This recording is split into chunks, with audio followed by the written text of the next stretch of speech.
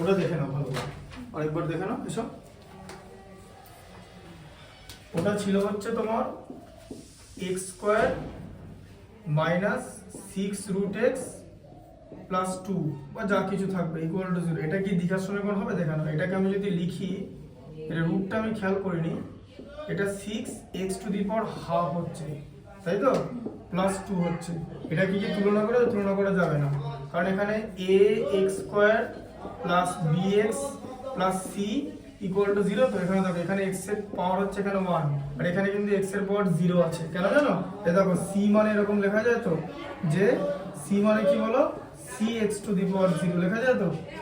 হ্যাঁ, x⁻0 এর মান কত?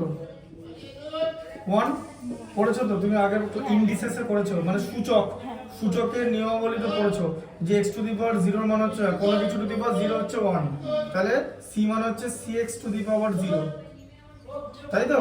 তার মানে এখানে 210, এটা হচ্ছে cx⁻0, এই যে 210 এরকম হয়, ঠিক আছে, মানে একদম নিচ থেকে উপরে নামবে, ঠিক আছে, 2 > 1 > 0 এইভাবে হবে, ঠিক আছে। মাঝখানে এখানে হাফ আছে, রুট থাকলে এটা হবে না, বোঝা গেল তো? ঠিক আছে, এটা আলাদা করে দিলাম, তুমি এটা ভালো করে দেখে নিও, ঠিক আছে। যদি রুট থাকে, বুঝতে পারলে, রুট থাকলেও হবে না। আর যদি এরকম থাকে, আরেকটা জিনিস দেখাচ্ছি, ধরো এরকম আছে, দিয়ে এখানে 6/x আছে, দিয়ে এরকম 3, এটা কি হবে? এটাও হবে না, তার কারণ 6/x কথার মানে কি, x নিচে থাকা মানে তো x⁻−1, জানো তো। এই যে 1/x কথার মানে কি, x⁻−1, তাই তো। x টা নিচে আছে মানে নিচে তো একটাই x আছে, তাই x⁻−1।